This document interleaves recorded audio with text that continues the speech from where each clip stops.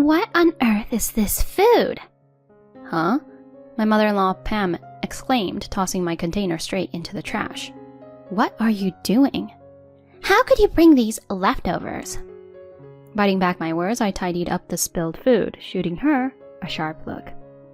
I'm out of here. And don't come back. I'm Maggie, a 30-year-old office worker. So here's the news. I just tied the knot with Richard. We first crossed paths on a group blind date. Honestly, I almost bailed, but a friend convinced me to balance the group. Who knew? Fate was calling. Richard totally caught my eye. Super charming and easy on the eyes. Chatting with him was super engaging and I found myself being attracted to him. We swapped our numbers and the texting began. Dinners, movies, the usual couple stuff followed. Every hangout was pure gold.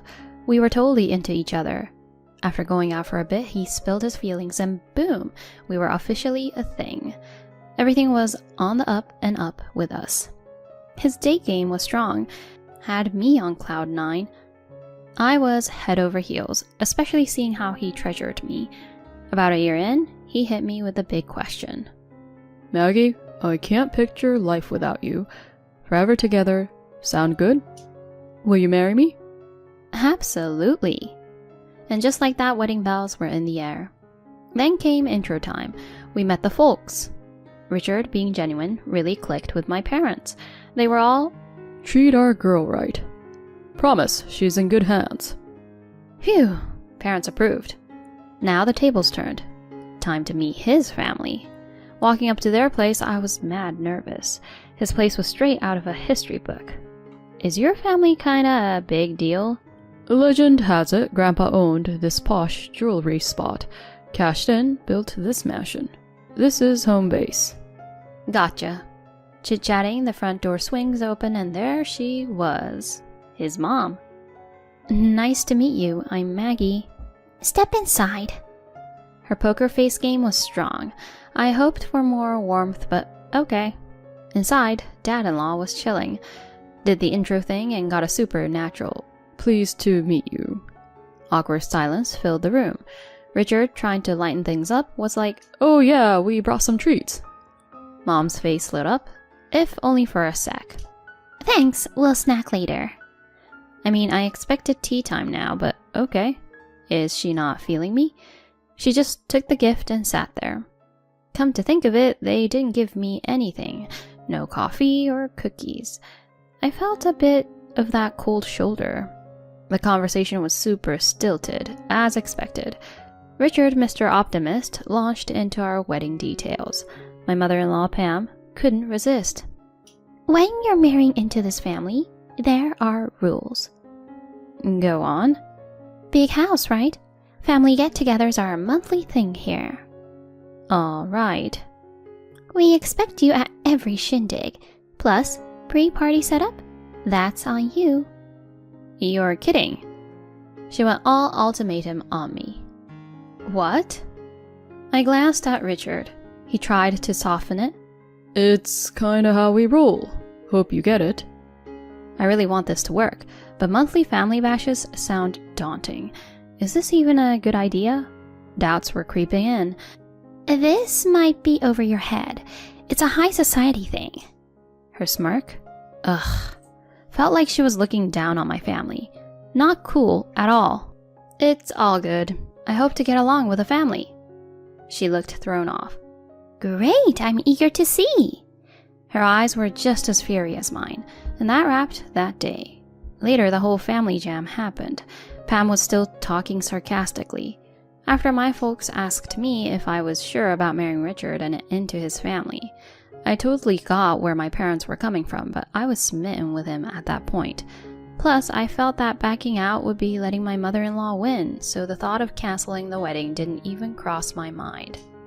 We had our beautiful wedding, jetted off on our honeymoon, and started our married life. About a fortnight later, we had one of those family gatherings Pam had talked about. We decided to give it a shot. I was curious if the rest of the family would be more welcoming, or if they'd be as frosty as her. Stepping into their home, there she was, seemingly waiting just for me. Took you long enough.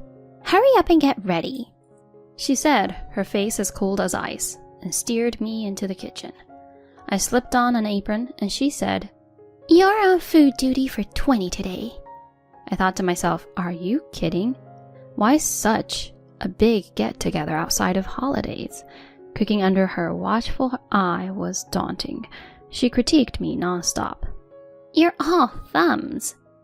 Do you even know how to handle a kitchen? Your chopping's all over the place. But I've always been confident in my cooking. Heck, I felt she wasn't any better with a knife. Maybe she was just looking for excuses to nitpick. I brushed her comments aside, focusing on the task at hand. Time was ticking, and guests were coming. After wrapping up in the kitchen, I felt wiped out. I was about to catch my breath in the living room when my father-in-law Wally chimed in. Hey, could you set the table? So there I was, laying out dinnerware. I was dying for a breather, but no chance. With everything set, I plopped down on the sofa with some water. Pam was quick to notice. Why are you sitting? Say hi to everyone.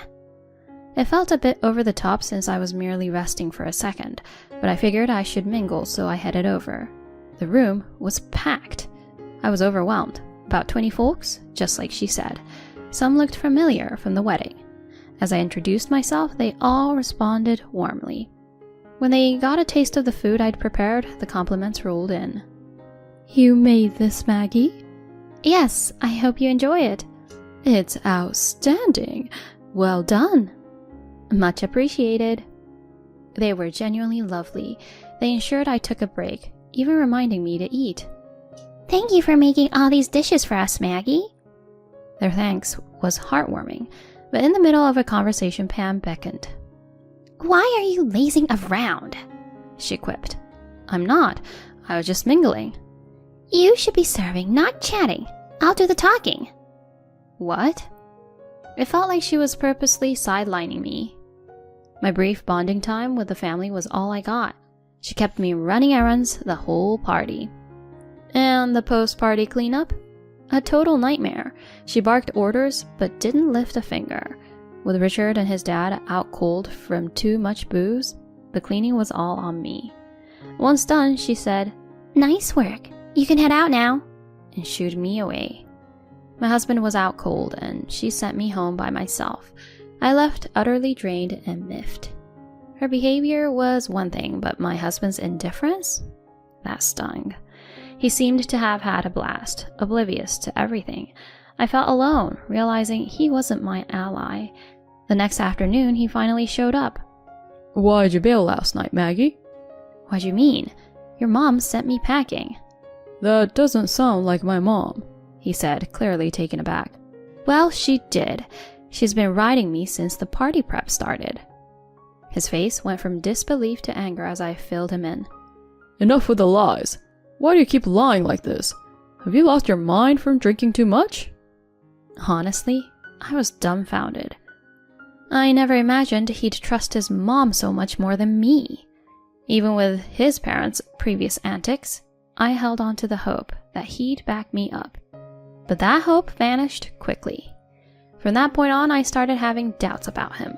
I questioned whether we could keep going like this. We were newlyweds after all, just about half a month in. I figured I'd give it a year, if only for the sake of the folks who celebrated with us at the wedding. With that resolution, I kept going with our marriage. He tends to bounce back after blowing up, so thankfully everyday life wasn't like walking on pins and needles. A month later, another gathering at the in-laws loomed. Prepping myself, I made my way there, curious about how many I'd be cooking for this time. I greeted. Good morning, Pam. Come to the kitchen right away. Per usual, she was straight to the point. Donning my apron in the kitchen, I noted fewer ingredients. Asking how many guests to expect, she responded dismissively. 7. Just 7? Got a problem with that? No. I was taken aback. Last time it had been way more, but 7 felt doable. With that mindset, I began.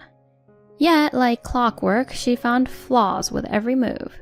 With fewer attendees, I hoped to actually enjoy the gathering. But the opposite happened. Pam, now able to monitor me more closely, kept me on a tight leash, denying me any downtime. It was draining, even more so than last time. And my husband? He just immersed himself in food and had fun, leaving me to tend for myself. Post-party, the men crashed, and Pam, lounging on the sofa, ordered me to handle the mess. More beat than before, she had me out the door soon after with a snarky, "Strangers can't stay overnight here. Only family can. So you better leave." Honestly, I was ready to leave. Dead tired, I hailed a cab, went home, and crashed. The next day, my husband strolled in, grumbling. "You're so selfish. How could you just bail on the family?" I was dumbfounded. Your mom literally told me I'm not family and sent me home. But this only made him angrier.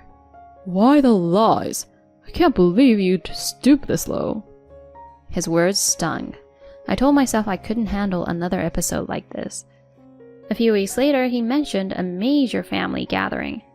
"Too much cooking for one morning at my folks. Maggie, they want some dishes prepped in advance." I begrudgingly agreed, thinking it'd just cause more issues if I declined. After a full day of cooking, I packed everything up. Cooking from home spared me any nagging from my mother-in-law. I got to their place early, prepping for the 50 expected guests. Once all arrived, Pam announced, "Thank you for coming.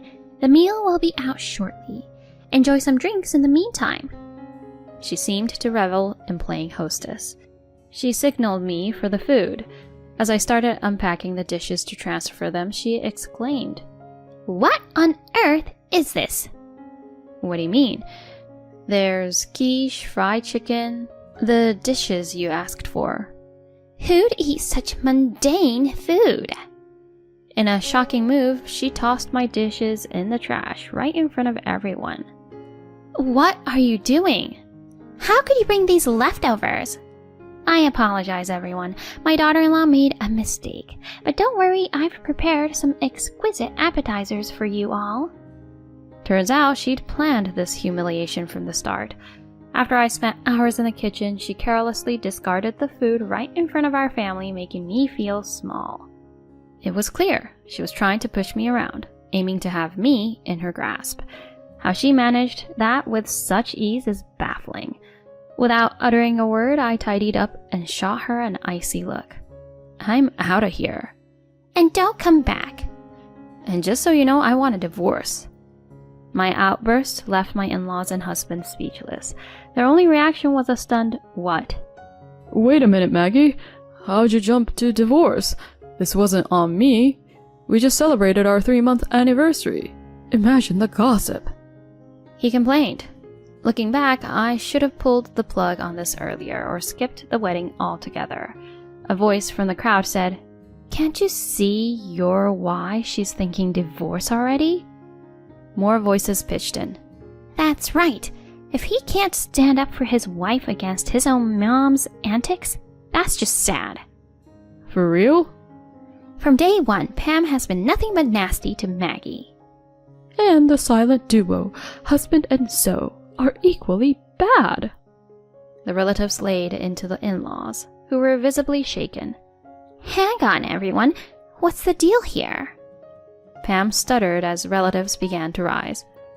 "We can't stomach your antics anymore. Truth be told, these monthly invites are a total drag. We came out of respect for family, but seeing your constant digs at your daughter-in-law? We're done." Another voiced their agreement. "Count our family out too." As the room buzzed with movement and chatter, Pam's distress was clear. "Wait, what do we do?" Choosing to exit with the crowd, I heard my husband's desperate plea. "Maggie, I messed up. Please, give me another chance." But a relative's response was swift. "Grow up. Where were you when she needed you?" Later, I got an attorney to set the divorce wheels in motion. He dragged his feet a bit, but the mention of court had him signing on the dotted line. Since that day, it seems the in-laws' invite list has dwindled to none. Word is, Pam's now a shadow of her former self. And my ex? He's become the joke at his office and around town, known as the guy who lost his wife in a flash. Rumor has it, work's not going so well for him. Can't say I'm surprised. Meanwhile, I've settled back with my parents and jumped back into my career. Thank heavens I hung onto that job post-wedding. For now, it's all about work and saving up. I've pressed pause on the whole love scene, but when I'm game to dive back in, I'll be vetting the in-laws for sure.